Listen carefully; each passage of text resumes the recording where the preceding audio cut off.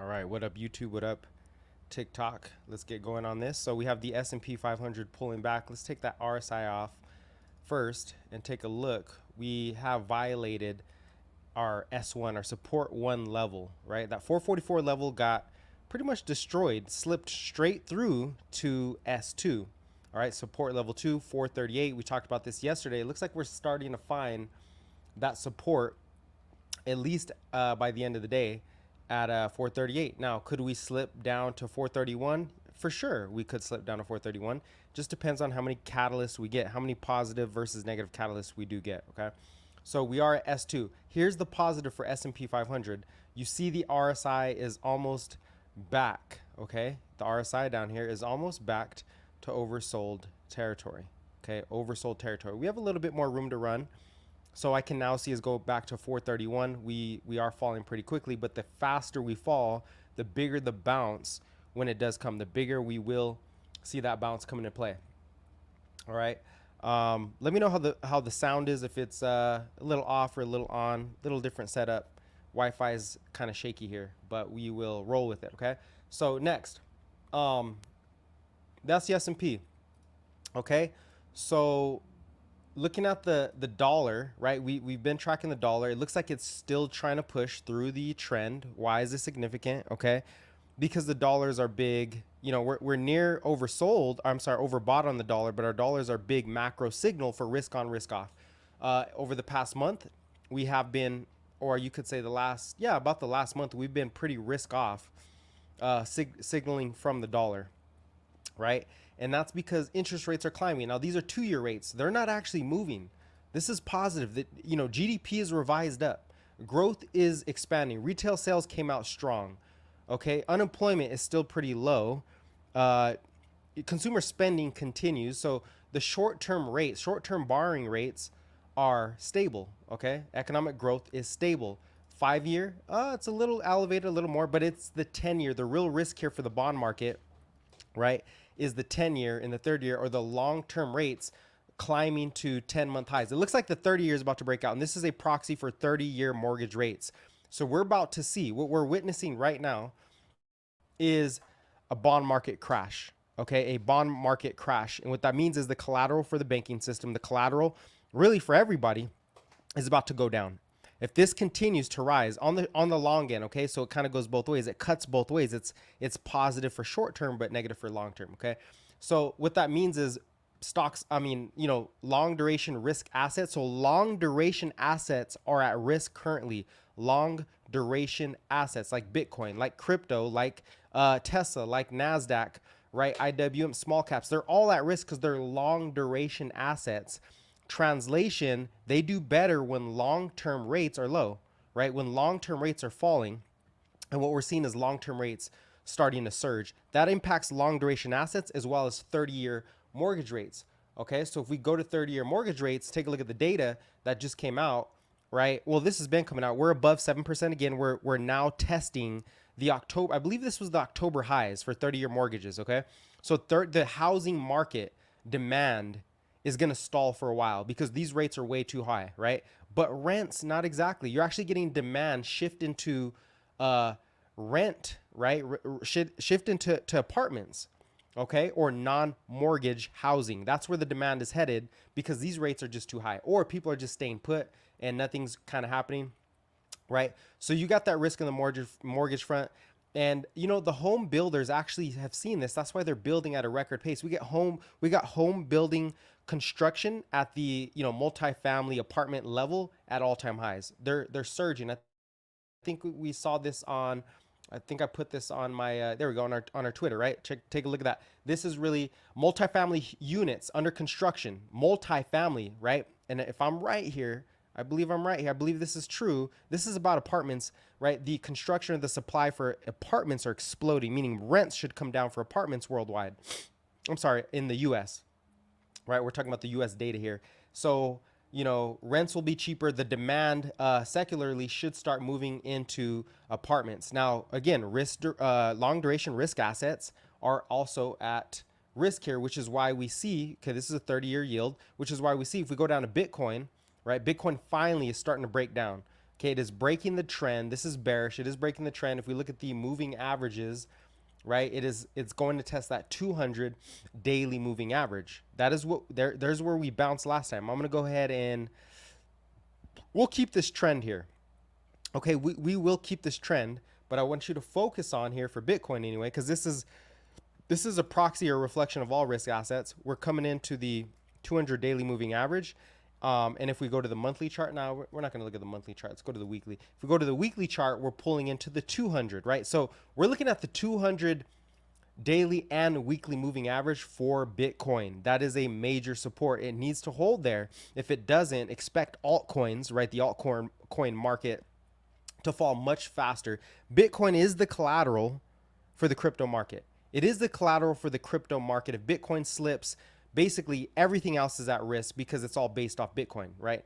Not literally based off Bitcoin. It's not like you back your alts by Bitcoin. That is just the market psychology. If Bitcoin falls, all alts, right? The crypto market is in trouble. So you want Bitcoin to bounce here at this 200 daily and 200 weekly moving averages, right? Marked right here, before you get excited about altcoins. Altcoins are going to be at risk. Hey, if you're already in them, you're probably going to take a big drawdown. If you're not in it, this is going to be a buying opportunity for alts because the investment environment is not terrible. It is not bad. All we're seeing here is risks from the long term, right? The long term borrowing rates. Long term borrowing rates are at risk. 10-year, 30-year yields at risk, right? This is the bond market. So when we go to the bond market, right? When I say the bond market is crashing, what does this impact? Who does this impact? This is the bond market at this point, right? From the peak. Let's go to the peak. The peak was back in March of 2020, right? We've never recovered since stocks recovered, but the bond market never has. This is the biggest drawdown of all time for the bond market. And right now it's down 48%. Let's just call it 50%. We're down 48%, okay, for the bond market. So the bond market is the collateral for the US, for the US Treasury, right? It's a collateral for most of the system.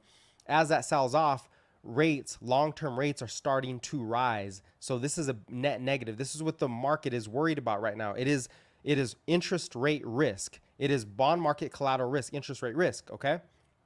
Now, what that does is it puts pressure on equities. It puts pressure on equity valuations because the higher these 10, let's go to the 10-year. The 10-year is the benchmark rate for the stock market. The higher the 10-year yield goes, which means the 10-year bonds are selling off, the higher this yield goes, the more it shaves off the earnings for stocks. Okay, because stocks are valued using interest rates, not the Fed funds rate. Stocks are valued using yields, using bond yields. So if the bond yield is climbing from 3.2 to now 4.3, you're now paying a higher interest to fund your business, a higher interest for S&P 500. So the future returns are lower. This is putting, the higher this goes, and if it does break out above this level, right, the 10-year at 433 to 435, then, and it keeps climbing, we're looking at a devaluation of the stock market. The stock market will have to be revalued much lower. The only way this, but we also have a positive here. The only way this is net negative is if earnings don't move. But what we are seeing on the growth front, so yes, earnings are at risk because of valuations, right? Because yields are going higher. That is, translation, stocks have to pay more to earn the same, right? They borrow money. All companies are borrowing money. That's just how it is. Now, on the upside, here's the upside of this. Okay, GDP. Okay, we've been seeing this for a while. GDP is revised higher and higher. Consumers are spending here. Okay, so this is the GDP now from the Atlanta Fed. It is now, we talked about this yesterday, it is now at 5.8 right here, 5.8% GDP estimates. What does that mean? That those growth estimates for the economy are going to trickle into earnings for stocks in Q3. So we're looking at we're looking at the bottom of earnings here. We're looking at earnings starting to bounce for stocks. That's a positive. See, so yes, yields are going higher. And you know why yields are going higher? It's not because inflation is climbing. There's two reasons that interest rates rise. Okay, keep this in mind. There's two reasons interest rates rise. Yeah, go to YouTube. That's where the charts are at if you guys are confused. Interest rates rise because inflation is rising, number one. And number two, growth is rising. But we're not getting, the worst part is inflation is rising. That's the bad part. We're not seeing that. We're seeing interest rates rise because, well, there's a couple other factors, but we're seeing interest rates rise because growth estimates are climbing. This is Atlanta Fed GDP Now model. What does that mean? Translation: the Fed is projecting higher growth for the US economy. And that growth is coming from, in blue, consumer spending, right? And consumers are 70% of the economy. So we're holding the economy up. There is no recession in sight. You have to get a black swan event. We don't see it happening. If there is some type of interest rate risk to the banking sector, we expect the Fed to step in and pump more liquidity. We expect the FDIC to come in just like they did in March to pump liquidity into the banking sector to prevent deposit risk, right? Deposit flight, banking flights.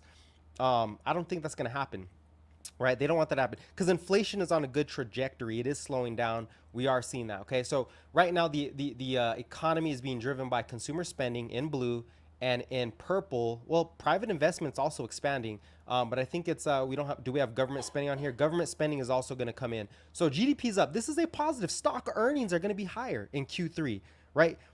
This is despite expectations, right? The market or investors have been expecting a recession. Now they're starting to shift their views. We're getting the market seasonally sell off, right? Seasonality, August, September are seasonally for the history of the S&P 500, for the history of the stock market. August, September are the worst months.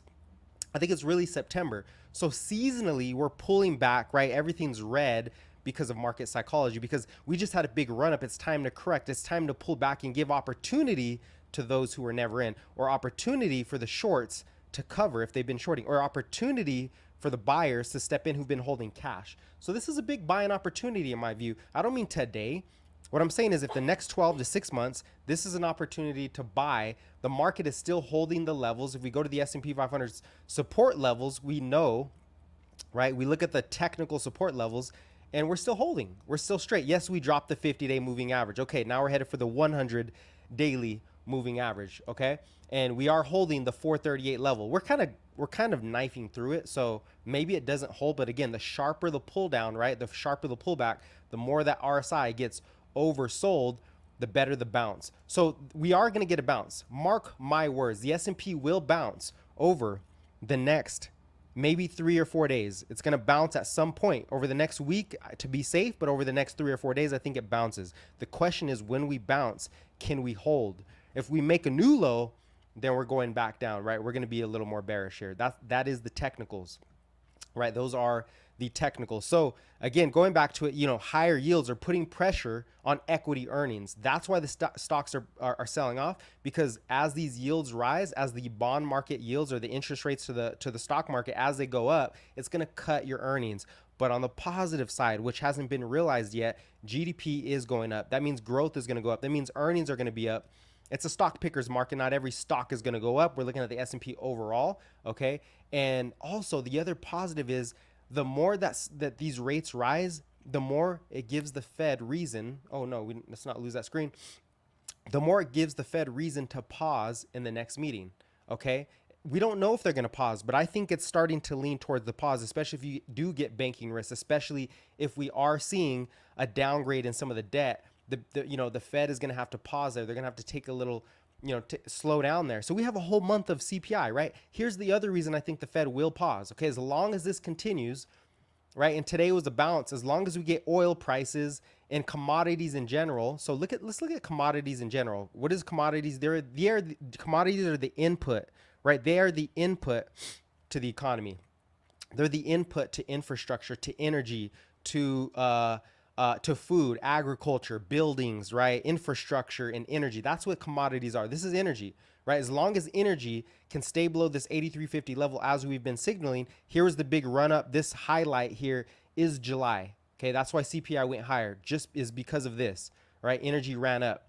All right. But this is the month of August. So the next CPI will reflect this month, and this month is flat, right? This month is actually lower. We started the month off at 81. We're right now we're at 80. So energy prices are going nowhere right now. This is going to be positive. We could see a CPI fall. I think it does fall. I think CPI comes back to 3%. Very possible we go to 2.9. Okay, the stock market is like, okay, rates are high, but oh my goodness, they're going to stall out here. They're peaking out because CPI is now making more progress, right? and GDP is revised higher. This is positive. So I think, and we're pulling into lower levels, buying opportunity, a lot of cash on the sideline, right? So we are seeing that. And, basically the translation here is CPI is going to be good, right? As long as this stays where it's at, CPI will be pretty good. Now let's go to the other commodities. So we kind of see what are the input costs to the economy. What are the input? Do we see commodity inflation? Natural gas is not moving. Natural gas is sideways, going nowhere. Okay. This is not gas. There's no inflation here. Okay. We're not seeing commodity inflation. We're seeing deflation. How about copper? Probably the most important metal to building infrastructure and technology in general, going nowhere, right? It's been declining since early July, or sorry, the beginning of August. It's been declining the whole time. So we should see CPI lower. My guess right now, as of today, that will change going forward because of the prices. I think we're going to get a 2.9% CPI print. Okay. Hey, call me out if I'm wrong. Let's look at zinc. No, this isn't zinc. My bad. I'm thinking of minerals. This is wheat. So we're looking at agriculture now. Wheat prices making new lows. Wheat prices, right? Food prices. This is not food inflation. This is wheat. This is the input to food prices is making new lows, right? So I think CPI comes in lower, right? And the market is selling off because it is time to make a new low, but you're also having that banking risk here, okay? So next, the other part, the reason why this economy continued to chug higher, wages are higher than inflation at this time. Wages are at 4.4%.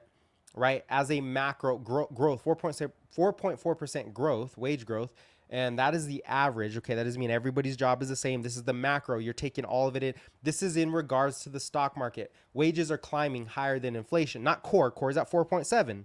Okay, so core is still above wages, but that's kind of good, right? That's kind of good because core means that the company, yes, core inflation might be higher, services might be higher, but the companies are earning also off that. So stock earnings are still going to be good because core services are higher, right? But not oil and food. So if you put in oil and food, headline is lower. So you have a good balance there where headline inflation is lower. That's good for the consumer, but core is higher. That's good for companies, right? That run services, right? Manufacturing commodities, maybe not. Now on the upside, guess what we're starting to see, right? When it comes to let's take a look at this chart. This is what we're starting to see today. For the first time, United States Philadelphia Fed Manufacturing Index, basically the manufacturing region that echoes the manufacturing recession we've been in for a while, rolling recession.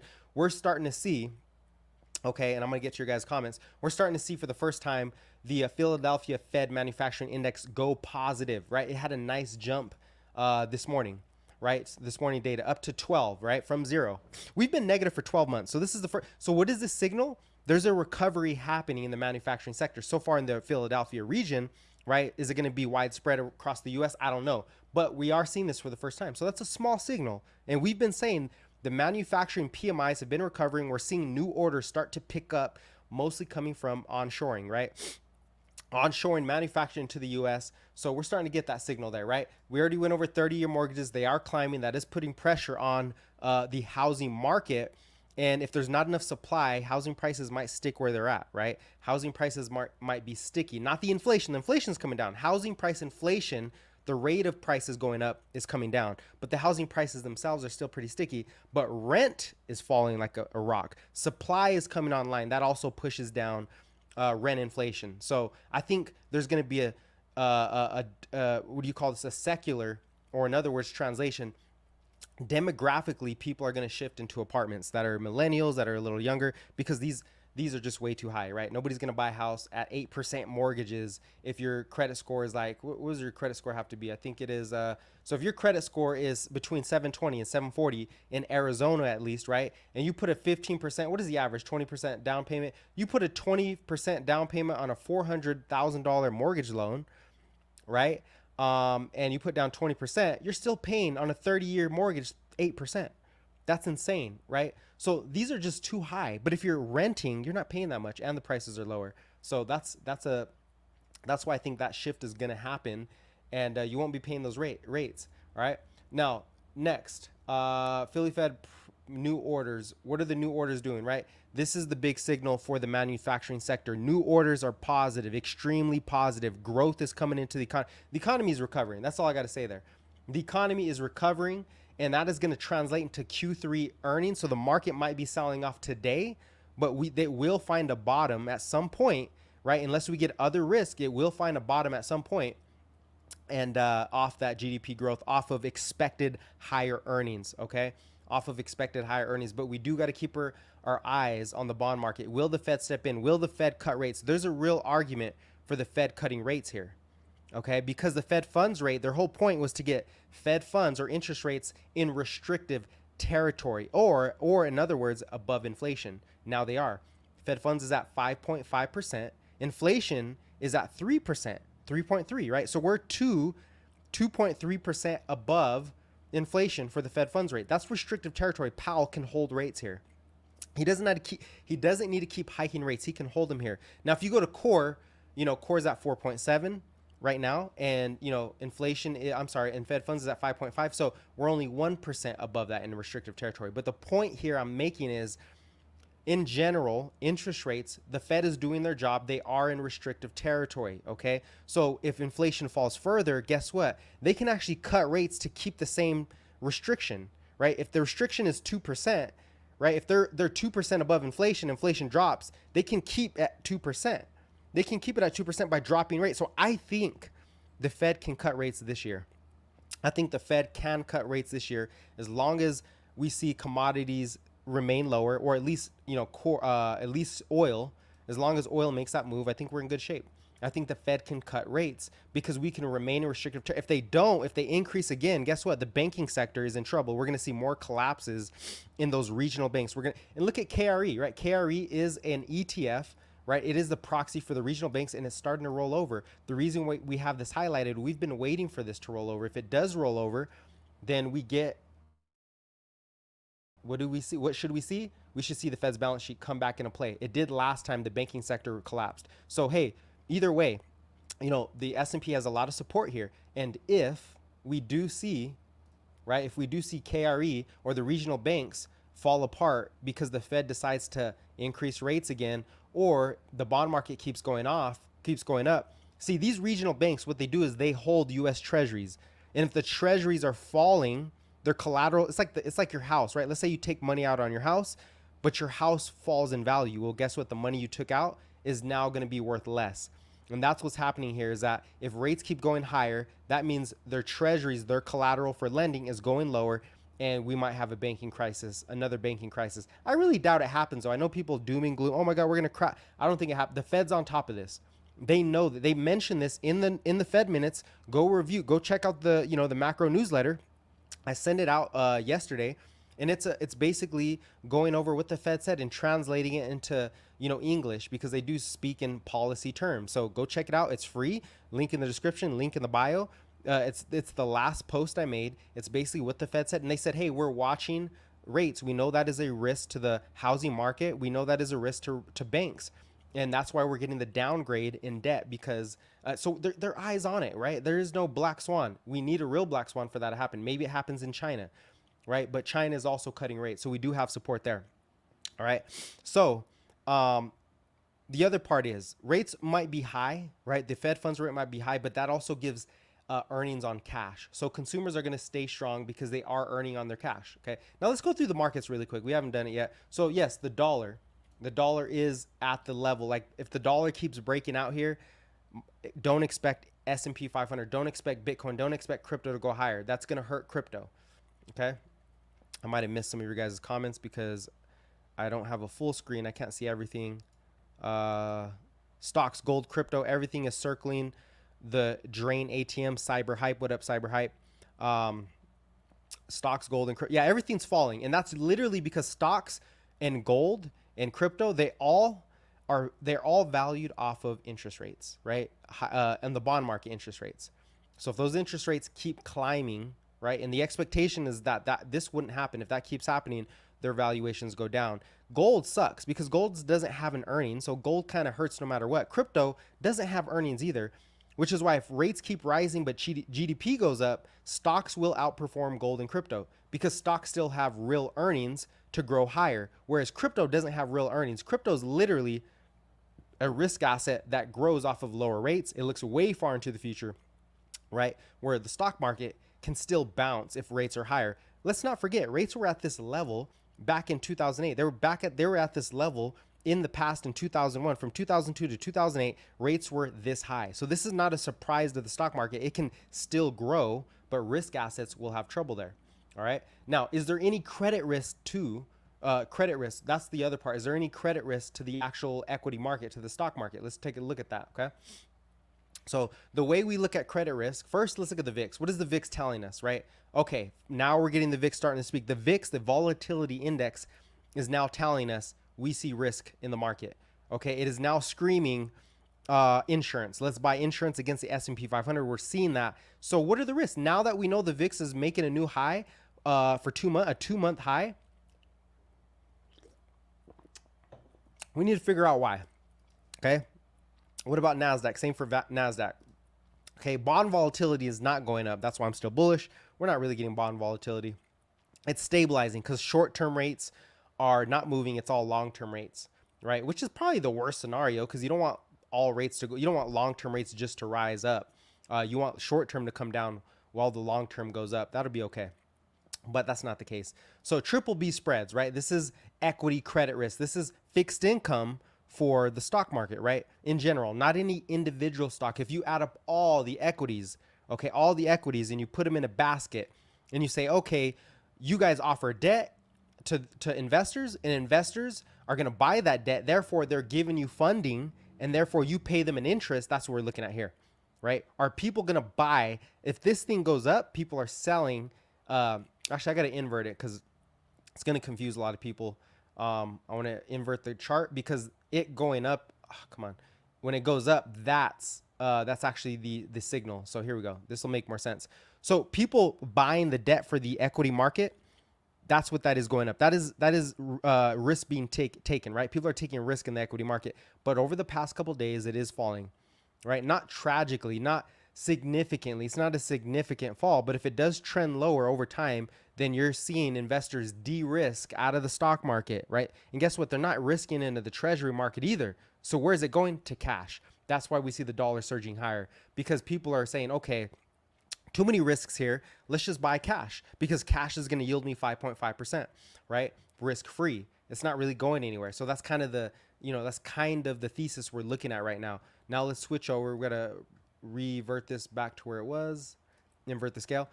Junk bonds, right? This is actually high yielding, fixed income bonds from the equity market. They're falling also. If the trend breaks, we're in trouble, but we're still on trend, right? We're still on trend. Let's draw that trend. We're still on trend. We're okay, right? There is risk there though, all right? HYG, this is a high yield corporate bond ETF. Just another, that looks like it's starting to slip. So we may have some credit risk in the equity market. Well, the beginning stages of it. It's not there yet. It's just, we're seeing a little bit of that. It's not there yet though. Okay. How about market breadth? What are we seeing? So the Qs have pulled all the way back. All right. They've broken S1, S2, S3. They're all the way into S3, S4. 357.50 is my big level for the Qs. I think they bounce here. Go ahead and mark that on your calendars, right?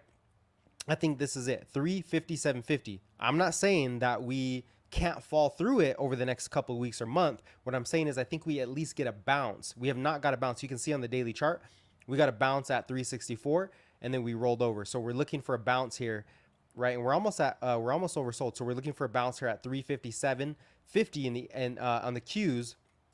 And then we'll see if that bounce can sustain itself. Let's go ahead and draw that out. Is it brush? There we go. So I think we get the bounce here, right? And then we'll see if we can get past this level. Maybe we come back up to 364. And then from there, we either come back down, retest again, sell off, or we retest and go higher. Okay, those are our scenarios for the Qs. But I do think we're going to bounce. I don't think we go straight up. I think we need to consolidate for a while until those rates come down, right? Until CPI comes out. So that's why I'm thinking we get rejected if we come up here. Maybe we could bounce, but we'll have to have a really good, maybe Powell signals a cut. Maybe Janet Yellen comes in and says, hey, we're going to buy treasuries, right? That would support the bond market. And they said they would do that. So if they support the treasury market, then stocks will do pretty good. So let me hit some of these comments here. What up, Slime Z? Bounce on Tesla here in the 100 EMA. Yes, 221. We finally got that 221 on Tesla. Bounce on Tesla. I actually got another contract yesterday.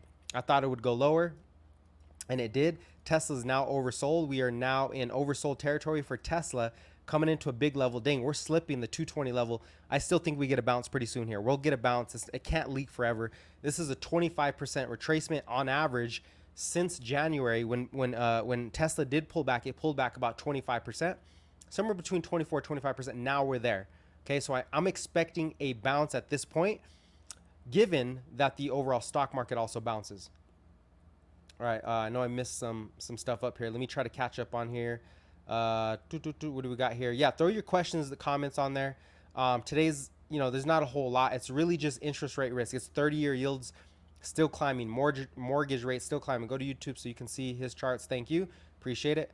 What platform to use? I'm looking at TOS and I'm looking at TradingView. Check out the November 22 FDIC meeting. The collapse is coming. Okay. I'm a little skeptical onto why the meeting would say the collapse is coming. I mean, unless you're saying they're going to orchestrate a collapse on purpose, right?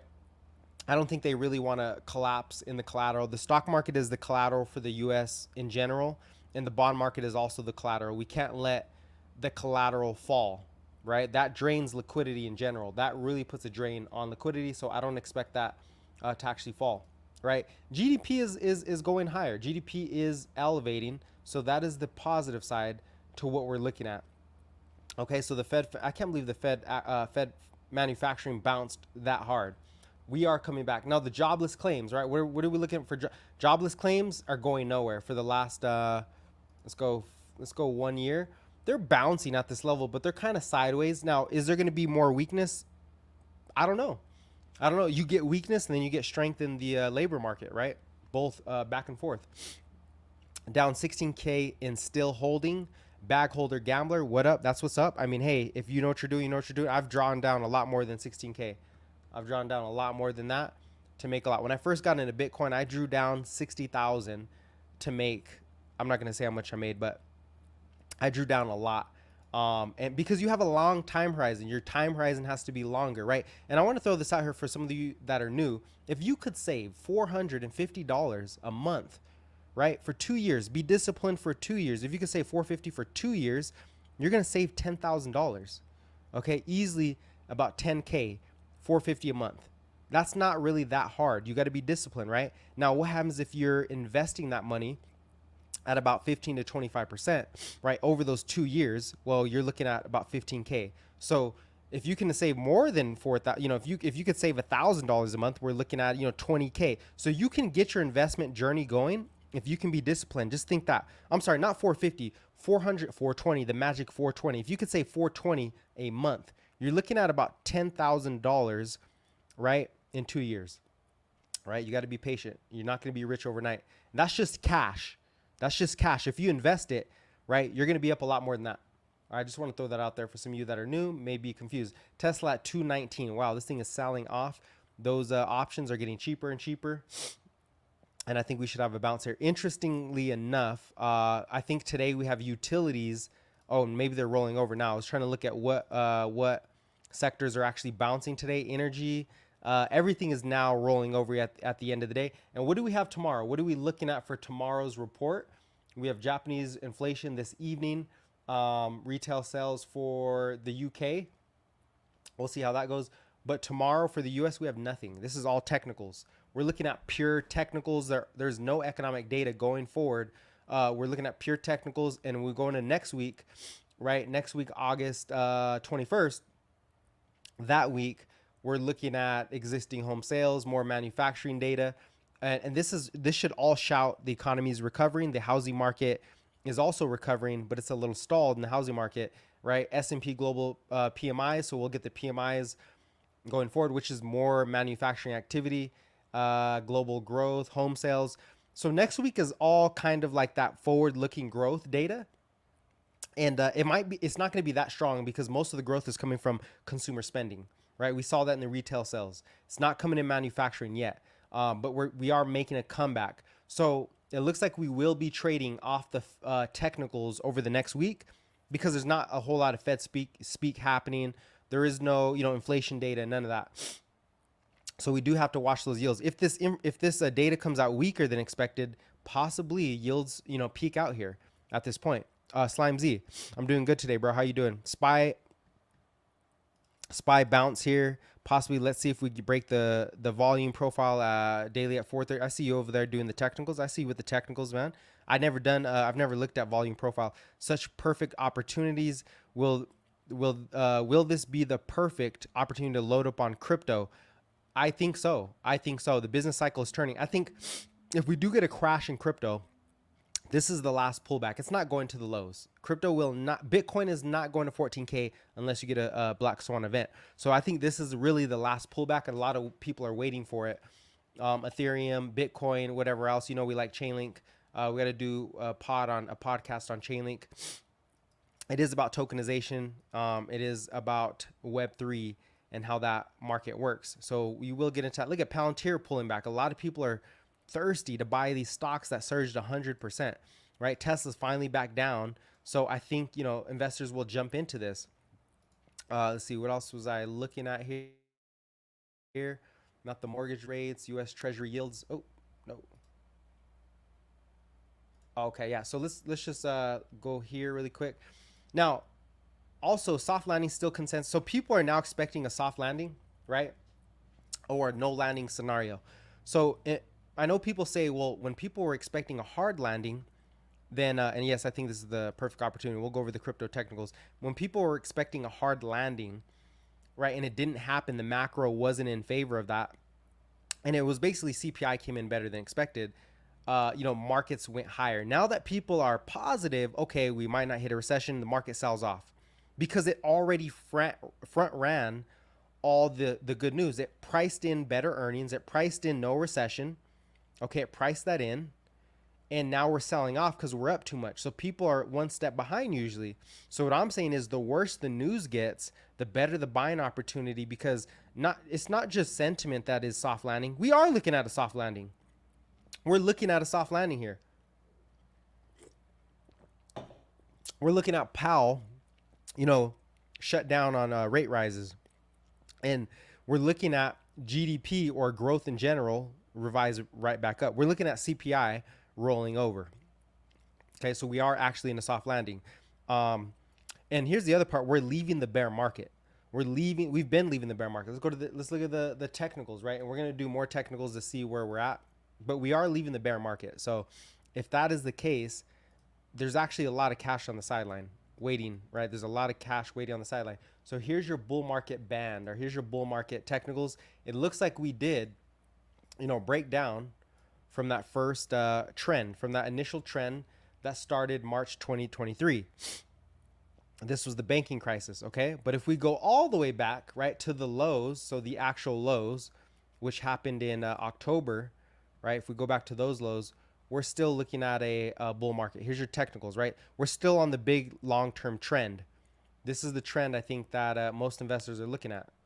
Wow, why do I keep getting that? Sorry about that. Stupid hotel. So we're looking at that long-term trend. So I think, at the furthest we drop is probably down to 431, 430. Given the economic news right now, given the data we're seeing right now, that's the lowest. Hey, if we get a new surprise, then maybe we do go lower. I'm not seeing a new surprise, yet. Market selling off. Yes, the market has been selling. I mean, the S&P is now down. Let's see, from the highs, we're down 4-5%. I think we're here. I think this is it. I'm gonna say we bottom here around 436 to about 430. Excuse me. I think we bottom around these zones. Now look at the Qs. Same thing for the Qs. Let's look at the technicals. All right, so the Qs bottomed way back here, but I think, we got to draw it from here. So the Qs are also pulling in to support, to trend support. This is called trend support. If you're looking at technicals, we're looking at trend support. And a trend is formed when you have two data points touching the same line, right? You have two data points. We did fall, we broke down from the initial bullish trend. This was the hyper bull trend. This was the Momo trend. We call it the momentum trend. We broke down from that.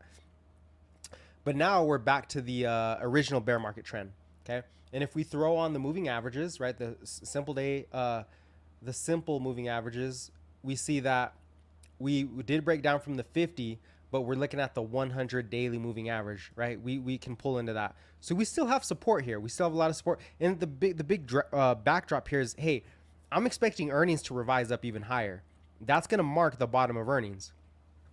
Okay, that will be the bottom of earnings. I know Mike Wilson is still bearish, but dude, look at Mike Wilson now. He's the big bear on the street from Morgan Stanley, and he's been expecting the consumer to fall off a cliff. He's gonna keep saying this, and he's gonna push it back to Q4 and then Q1 of 2024. They have to keep pushing back their recession because the economy is stronger than expected. Because they did not expect rates to actually fuel spending. How is that happening? Because consumers are earning on their cash. If you were earning 5% on your cash, middle class, whatever it is, you feel richer. You're going to feel like you have more money. What are you going to do? You're going to spend that money back into the economy. Plus, you're getting fiscal policy, Inflation Reduction Act, CHIPS Act, the IRA, the CHIPS Act, the Inflation Reduction Act, and the infrastructure bill. So jobs are being, so people are still spending. If people are retiring, they're also spending. They're also spending, right? So this is a good backdrop. This is a nice pullback. I am going to call this again. If I'm wrong, call me out, shut me down, tell me where I'm wrong.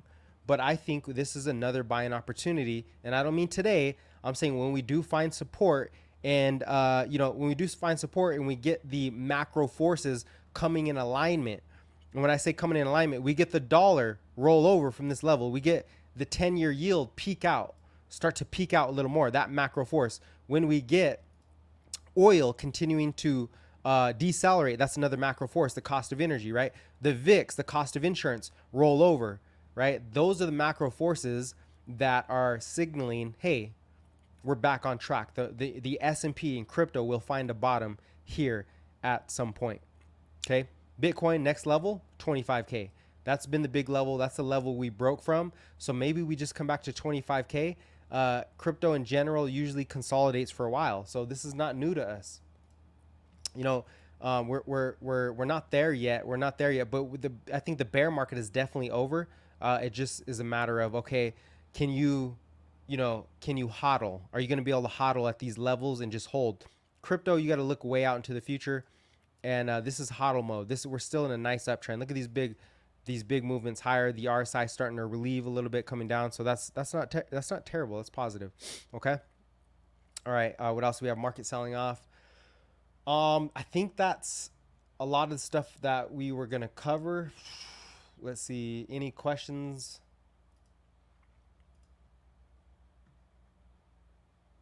Yeah, multifamily homes going up. What else did I signal here?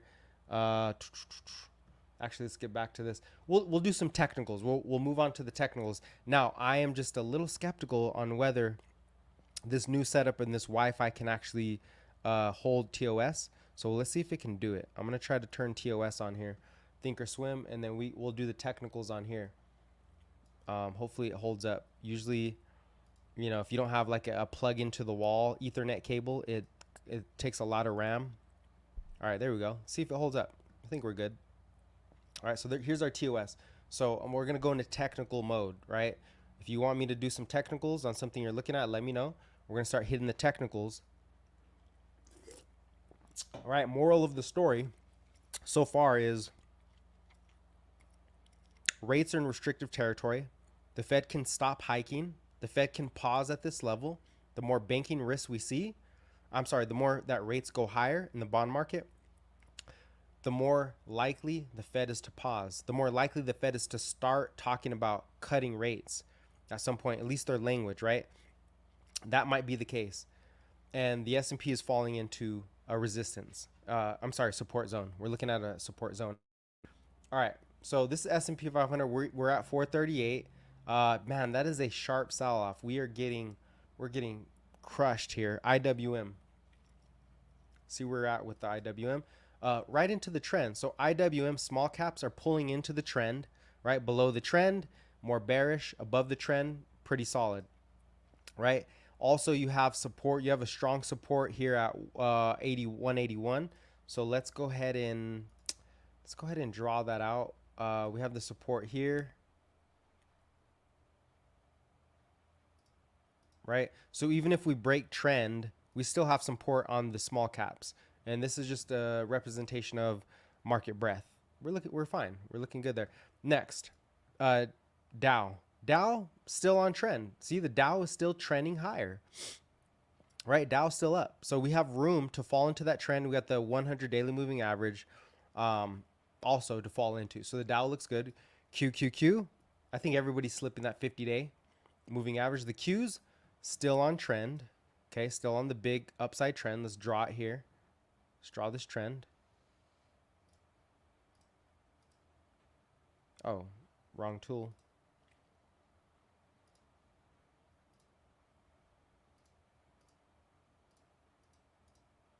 Oh my gosh. There we go. Still on, we're right at the trend for the Qs, right? Nasdaq is right on the trend. So I think we bounce somewhere around here, right? I think Nvidia, a lot of people who missed out on Nvidia and Apple, they're going to come right back into the market. They'll come right back into the market. CPI might be the catalyst because, like I said, I think CPI can come in better, especially core. Core is falling. Core is starting to fall. Those rents will start to plug in. Now, I did say, hey, I think shelter really starts to collapse at the end of summer. Well, I was wrong. I thought shelter would fall faster. It did not fall faster. I'll admit to that. I was wrong. I thought shelter would fall faster. By this point, this is pretty much the end of the summer. I would say August is, so the next print would mark the end of the summer. It needs to go lower by the next print because the next print reflects August, which is the end of the summer, right? So I have about one more month to see how that works out. I wonder how Nvidia earnings will do next week. Yeah, and we still have more earnings too, right? The market kind of like lifted into earnings, sold off at the peak of earnings, which is Apple's report, Amazon's report. Now they're coming back down pretty quickly. So the faster we go down, the more likely I think the market's going to say, okay, earnings were pretty good. They weren't that bad. I actually like to see weakness into the end of something because the market can reverse, right? The market can definitely reverse, especially if those interest rate risks come off the table. So that's QQQ, right? We're also looking at the Qs, IWM, Dow. We looked at S&P. So we're still on track for the upside trend. We're still on track for that trend. Looks like the Qs will start looks like the Qs will start leading at some point. So we have a lot of support, man. It looks a little bit how we did last time coming into what was this, March? Yeah, March was the risk. This looks so similar. March was the banking risk, right? And that's when rates, I don't know how much we pumped rates, but rates started to hit some of the banks. The collateral was falling, and we had that crisis, and the market bounced from the crisis because the Fed stepped in. So I'm expecting the same thing. We might get another pullback if those risks come on the table, and then we bounce from here. But other than that, hey, GDP, the fundamentals of the economy are strong. The fundamentals of the S&P are strong.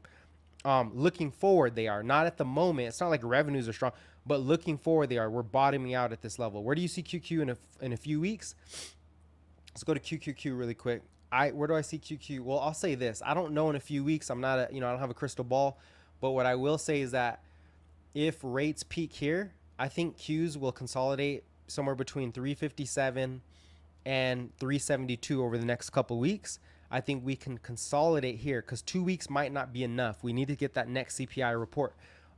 If rates keep rising, the 30-year yield keeps rising, we could see the Qs drop to about 350, 349, 347 maybe at the lowest. We could see that. So it really depends on the interest rate risk and the inflation. It's all about the macro right now. Okay, it's all about the macro. And there's a lot of conflicting data. So we are keeping our eye on that. Advanced decline is negative today. Let's take a look at these, the market breadth internals. Okay, so market internals, let's go to market internals. We see, 200, 100, where's the 50 at? Let's see if I could find it. These are the market internals. Why did that get changed? This shouldn't even be here. Anyways, 49%, so this is not good. Stocks are falling below. S&P 500, if you take all the stocks, right, we're now below the 50 percentile range of stocks moving above or below their 50-day, 100-day, and 200 daily moving average. We're at the midpoint here. And so what that kind of means is, watch, Let me maximize this chart. So this is basically S&P 500 companies, how many companies. We're at 49% currently. When the day started, we're at 64%. So 64 to 50 or 49 would be what, 10, about 15%. 15% of companies dropped their 100 daily moving average today. About 15% of S&P companies dropped their 100 daily moving average today. Okay, so more pullback. Where's the bottom?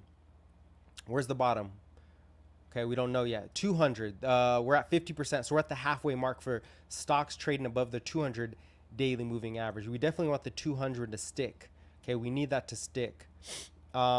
Index equal weight is at the trend. So this is NASDAQ equal weight. This is all market breadth. This is the internals, right? How many stocks are moving above or below their moving average? Or I'm sorry, how many stocks? So the Qs are heavily weighted by the mega caps.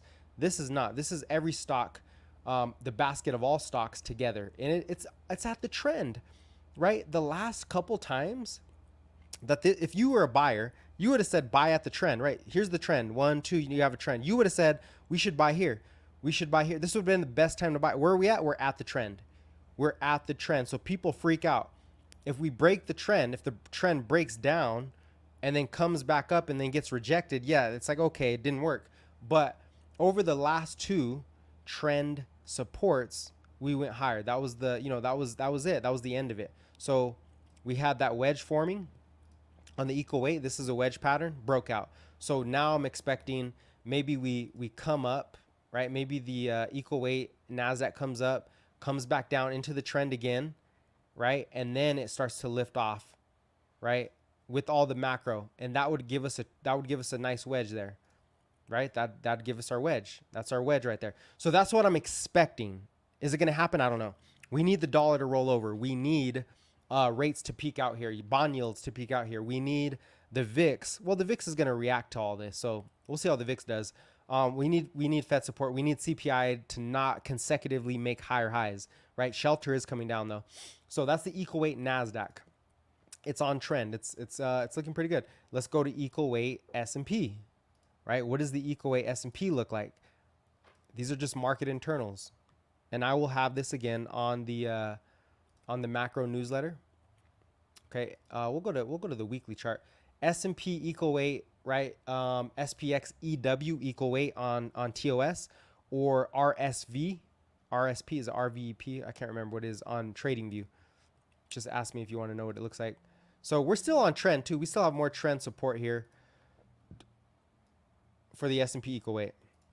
So market internals are retracing back to the mean. They're mean reverting. Okay. Let's see. Would you say, Slimesy, SPY is in the level of a bounce? If we do bounce here, I'm looking for a short-term bounce. Yeah, I think we bounce and I think it rolls over again. That's going to be the real. That second rollover will be the real. I think. How do I say this? The second rollover and retest of support will be the real deal. It'll really, we'll really see if there's more buyers than sellers, because of course there's traders who are going to step into this oversold market. They're going to step into the oversold market and they're going to buy it and they're going to trade it. And the question is, will the real buyer step in after they sell, right? Will the real buyer step in, and then that'll cause the traders to come back in. So we're looking at these levels at this point for S&P 500. We're still holding on. We're still in a bull market trend. I still think we go to all-time highs by the end of the year. I see it. I'm looking a little further out. There's no collapse in growth yet. There is no inflation risks yet. They're still elevated. Inflation's elevated, but the risks are not going higher. The only way they do is if we do see crude oil start to get above that 83.50 level. I'm very confident. I'm very convinced that we're fine here, because oil's not getting above that level. We got rejected there. Hey, maybe we retest it again. Maybe we do, but we're sticking here. We're sticking pretty, we're positive here. Let's check my notes, see if there's something that I missed.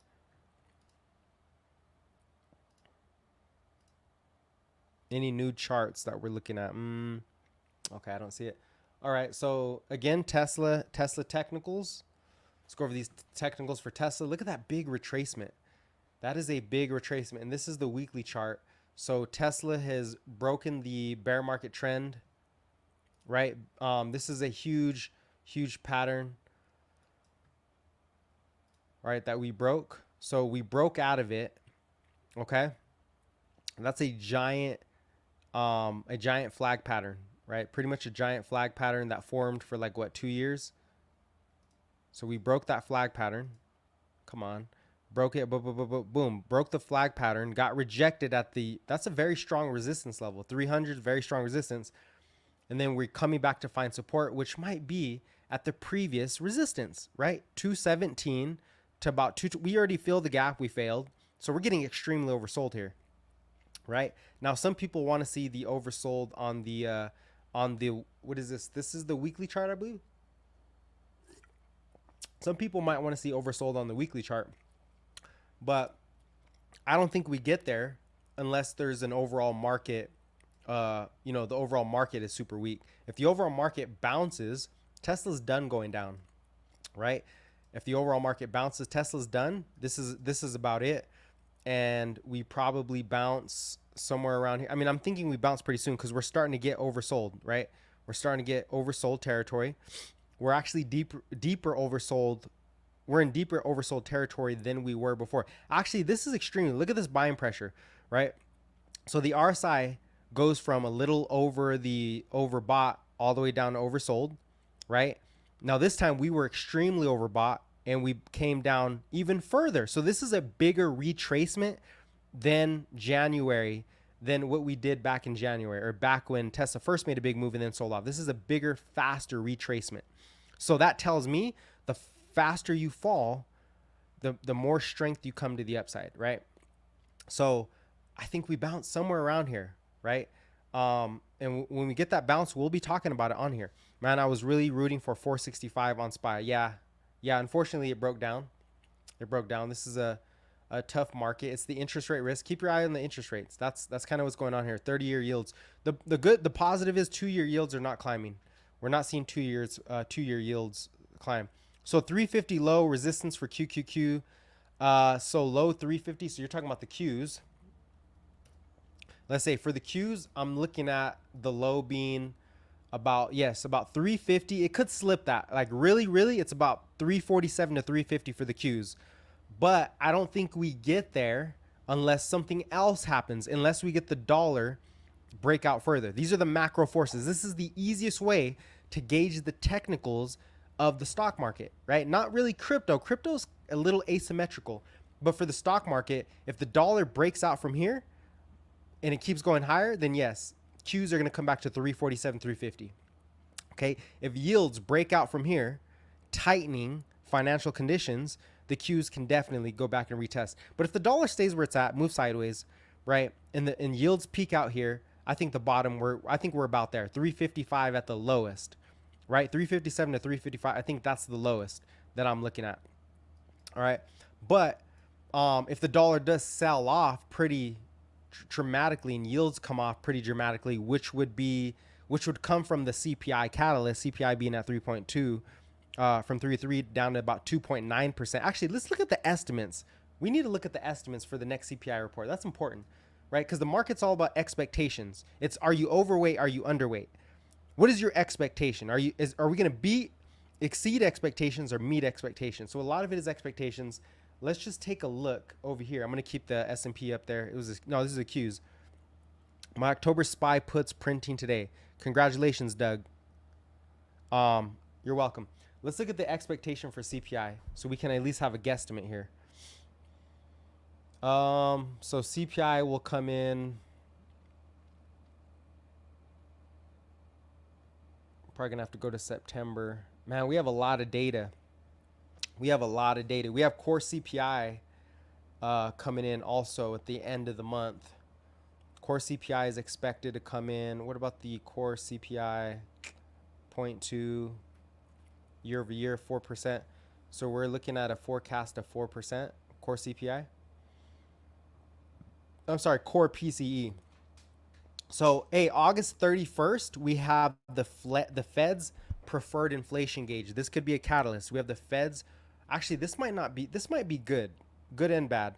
Because what happens is the Fed has their preferred inflation gauge. When they say they want inflation at 2%, they're really talking about core PCE, Now the market's going to react to headline, but the Fed is usually talking about PCE. We don't know if they're really like married to the idea that it's only PCE.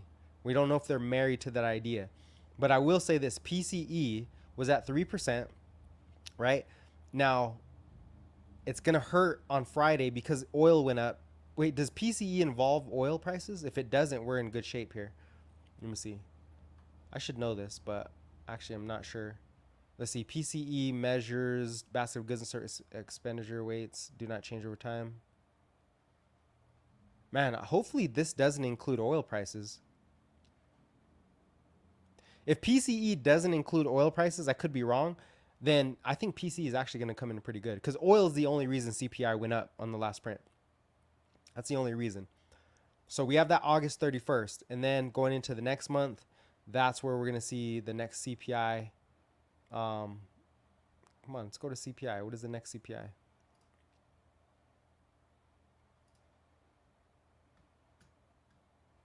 It's usually around, what, the 14th?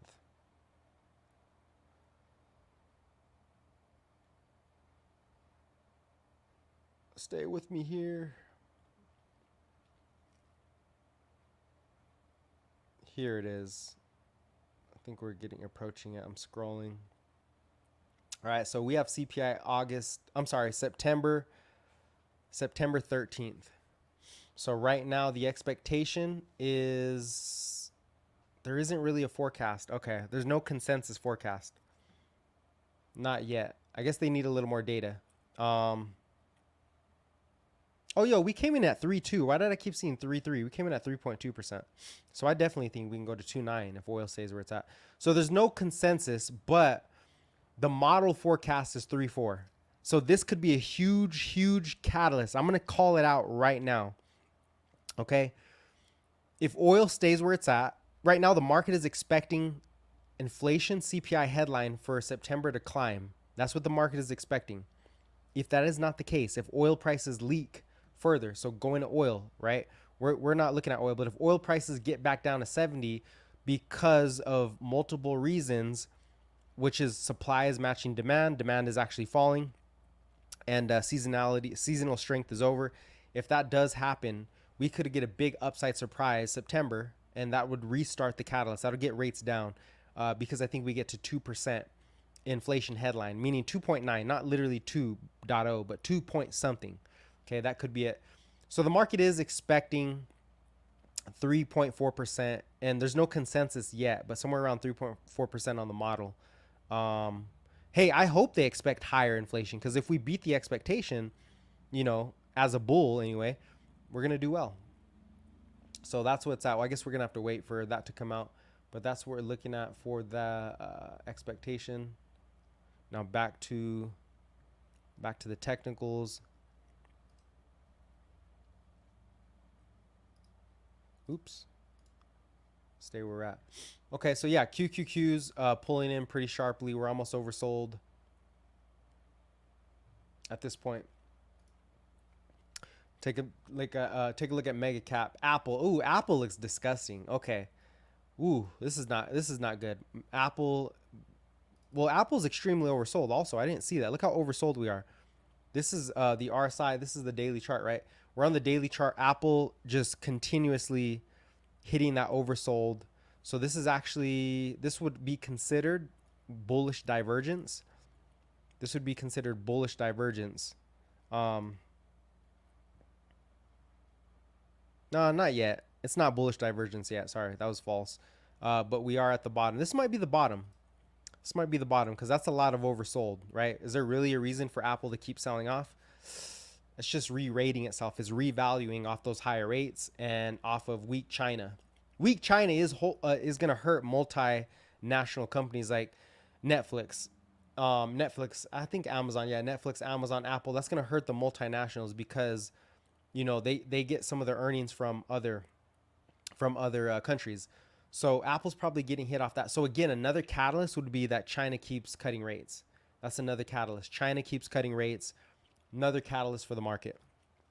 And we just got to keep our eye on China, see what they're going to do. I think they keep cutting rates. I think they, that's one way to stimulate. We're getting a small retracement on S&P. We've got about 6 minutes till the market closes. And then once we close here, I think we're pretty much done with the stream. Okay, we're just looking at the technical. So anyways, that's Apple. Amazon.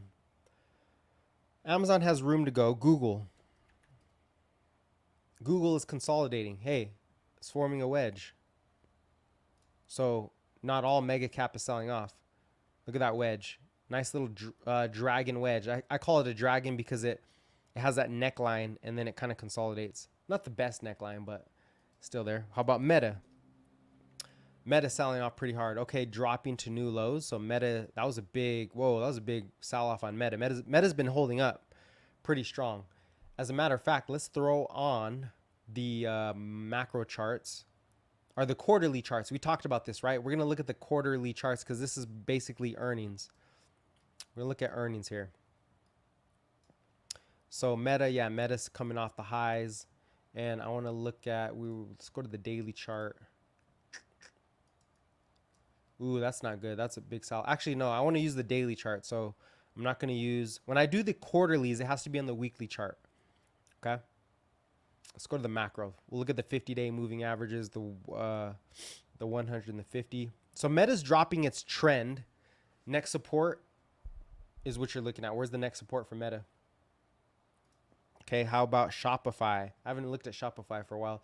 Oh, Shopify has a lot of support here. A lot of support here for Shopify. And let's go to the max daily chart. I want to see the max here.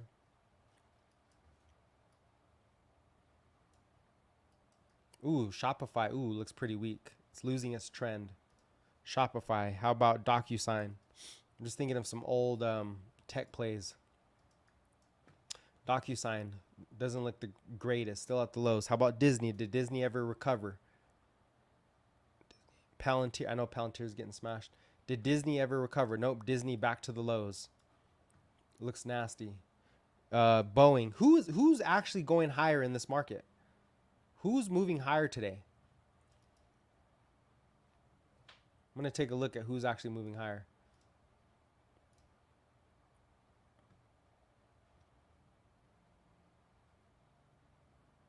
Oh, they got the Russell up here now. Okay, nice. All right, so who's actually moving higher today?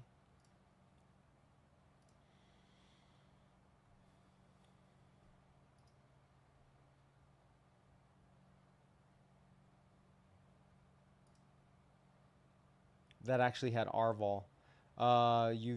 These are all short ETFs. Everybody's shorting the market. VIX. Okay. All these VIX products moving up.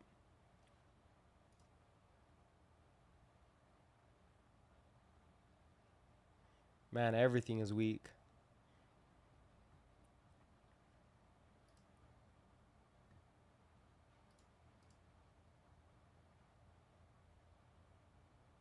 Oh, you know what? I forgot to talk about this. So Vanguard just came out with a new product for cash, right? This is a money market fund. So when you hear about money market funds, all-time highs, XOP oil.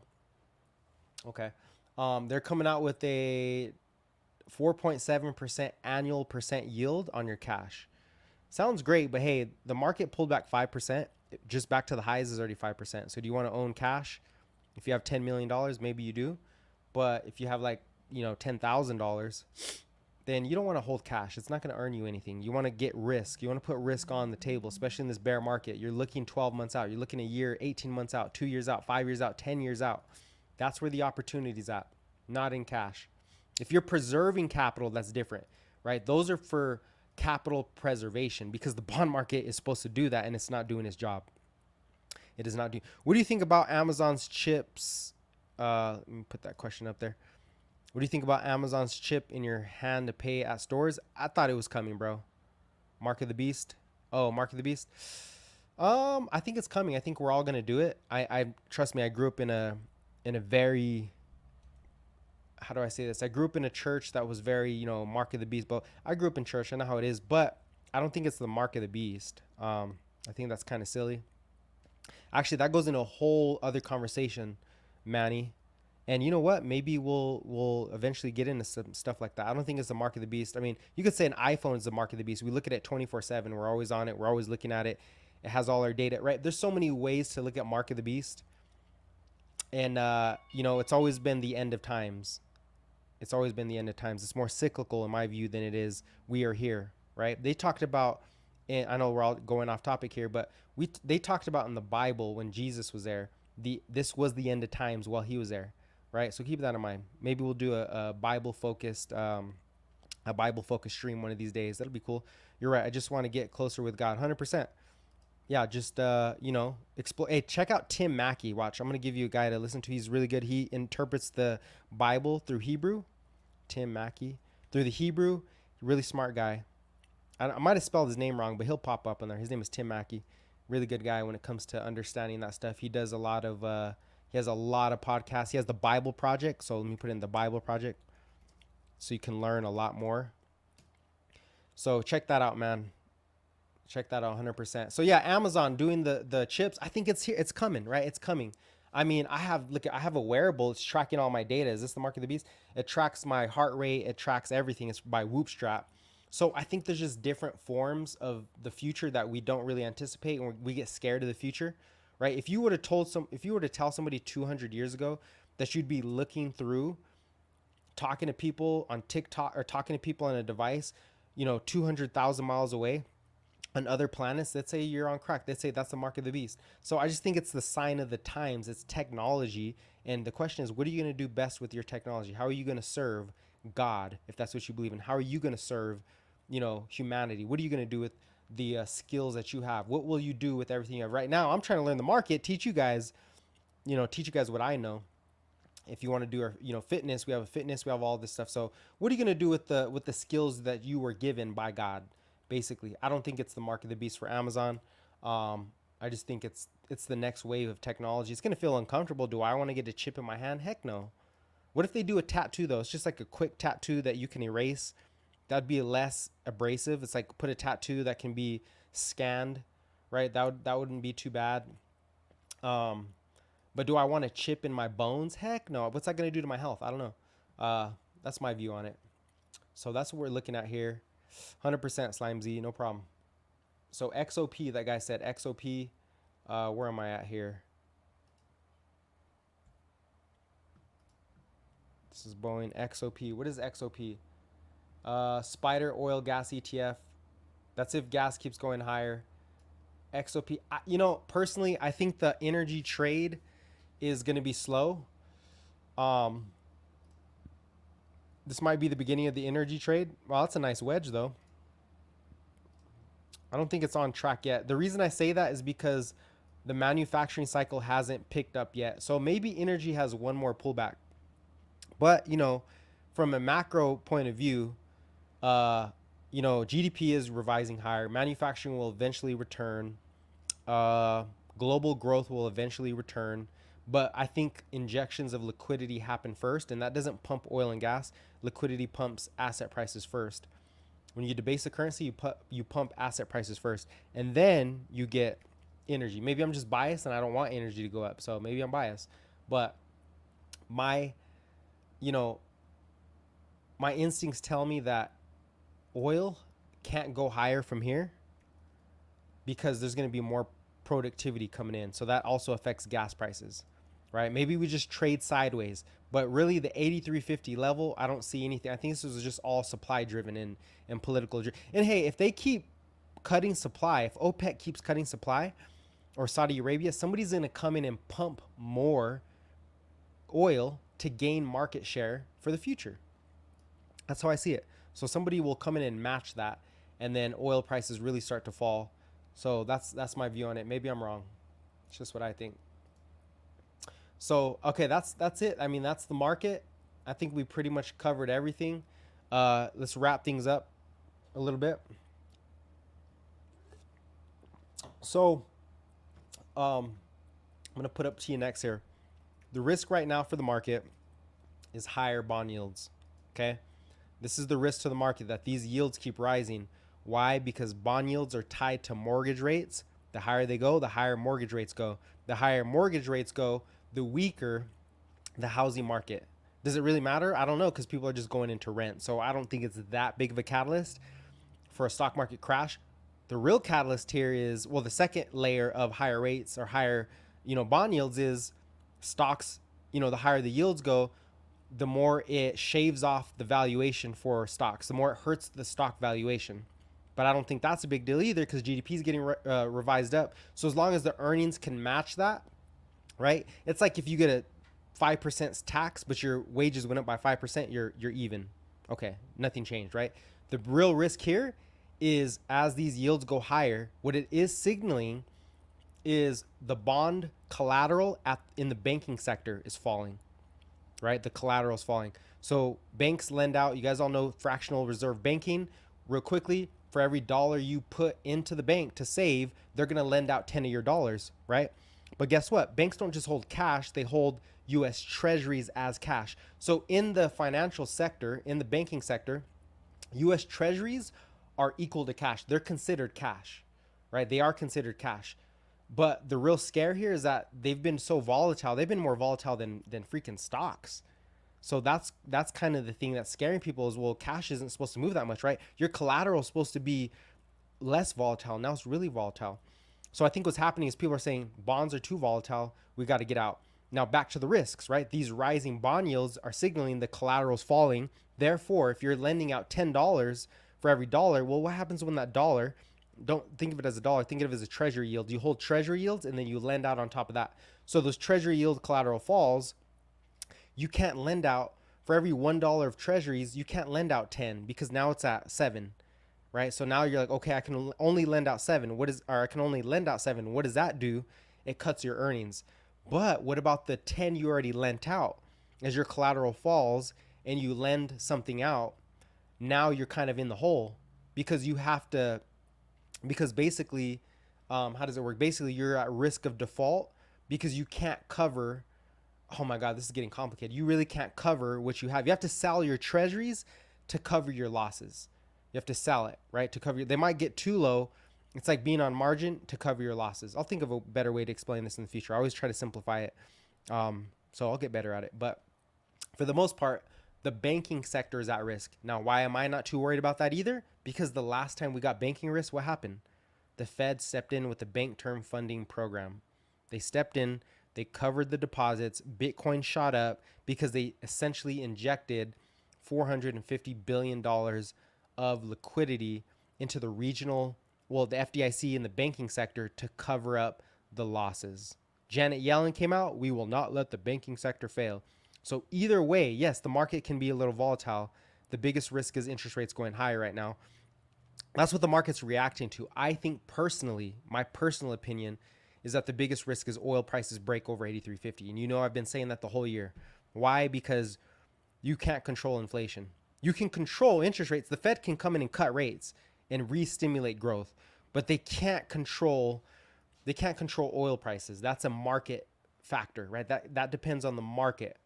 And if that's the case, then if oil gets above 83.50, here comes inflation starting to roll back up, right? And if it rolls back up, the Fed has to increase rates faster and crash the markets essentially, or crash growth in order to make sure that oil price demand goes back down, right? Because if it goes up again, now we have a bigger issue. So as long as oil, I think, is the biggest risk, and that risk is, it got pretty elevated earlier in the month. Now it's back down. If you want to hedge yourself against inflation, well, you buy crude oil, right? You buy crude oil over 83.50. If it holds, it could just get up there and fall. If you want to hedge yourself, maybe you just stay safe and get cash and collect your 5%. But I doubt anybody has like $1 million to really, if you're saving $10,000 and you're getting $50 a month, well, do you really care for $50 a month? That's not going to really yield you much, right? You need a lot of income to really get those money market fund liquidity for yourself versus retirees. They're putting in maybe $10 million, $5 million. They're yielding $50,000, $40,000 a year, or, coming out to like $3,000 a month. That actually they can spend. That's actually meaningful for their spending. So part of the US demographic is gonna benefit from higher yields, higher rates. The other half is not. Therefore, everything's just kind of balancing itself out. I think the biggest factor here is that AI and technology is still the theme. AI is still going to increase productivity. The more and actually, I'm going to come out with a video today talking about, not me talking about, it's because, you know, we're doing streams here, but basically how productivity, if it picks up, that means you eat away the interest. Productivity, you can produce more than you, you can produce more than you demand. In that case, inflation is done. In that case, inflation is done. That's how you defeat. The way you defeat inflation is that you produce more. You put on more supply, and an easy scenario for that is, actually I don't even know it off the top of my head. I was gonna do the lemonade stand, you know, where, you know, it cost you. Let's say you earn $10 for earn $10 a week. You're a little kid, you know, you earn $10 a week selling lemonade. You have to buy 10 lemons, right? To do that, you buy 10 lemons, you make $10 a week. Well, what happens when you only can buy 5 lemons? What happens when you only get 5 lemons? Well, you can only, if you're selling those 5 lemons, you're only going to get $5 a week. Therefore, you're in the whole 5%, right? You're in the, not 5%, 50% in the hole, right? It's more complicated than this. I'm trying to make it simple. You're in the hole. Why does it all happen after all earnings? I'm going to get to that. So you're in the hole, right? But if you somehow can get 15 lemons, now what you can do is cut your prices to the consumers because you have more lemons to make lemonade. And if you can cut your prices, you can attract more demand. So the more productivity, the more production, the more lemons, the more supply, whether it's services, goods, whatever it is, the more we can produce using AI, you can lower prices. Therefore, people are not conflicted as much, and you still grow your GDP. Okay, I will continually try to find a better way to explain that. I'm still trying to get better myself. Anyway, what'd you say? Why does these all happen after earnings? Why does this all happen after earnings is probably what you're saying. Well, earnings, the stock market ran up into earnings season. It's called buy the rumor, sell the fact. So the rumor is earnings will bottom. I talked about this a lot. Earnings, so stocks bid up into earnings. And then once we got the bulk of earnings, stocks sold the news. Stocks actually sold the news. And as the news sold off, that's where we're at now. I don't think it's over yet, though. I think that even though we sold off after earnings, I still think we can find support here. It's just a pullback. The economy is good. There's no risks to the economy right now. The risks are in the banking sector and the bond yields. We just talked about that. So I think we bottom out, and then the market will start to factor in higher earnings. Because remember, Q3, which is August, September, October, right? Or is it July, August, September? Either way, Q3 earnings are projected to be very low, a little higher. If those come in higher, if we start getting the projections higher, then the S&P can say, okay, forget all these risks, earnings are higher. And I think that's the case. We're seeing GDP come in strong. So the market's just looking for a bottom. It's selling off because it went up too fast. It's selling off because people are taking profits. And there's a lot of cash on the sideline waiting to bid this up.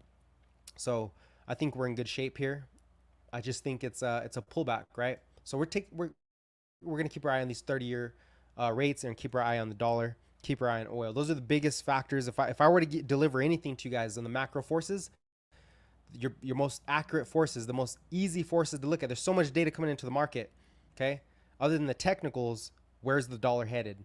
Where is the dollar headed? Not only that, where is oil headed? Not only that, where are bond yields headed? We need those three macro forces to give us easy conditions. Right now, they're tightening on us. Oil's been tightening. It's easing this week. Bond yields are tightening and the dollar is tightening. When we get those reverse, that's going to coincide with the market finding its legs and going back up. That's all I have today. Appreciate you guys coming in here. I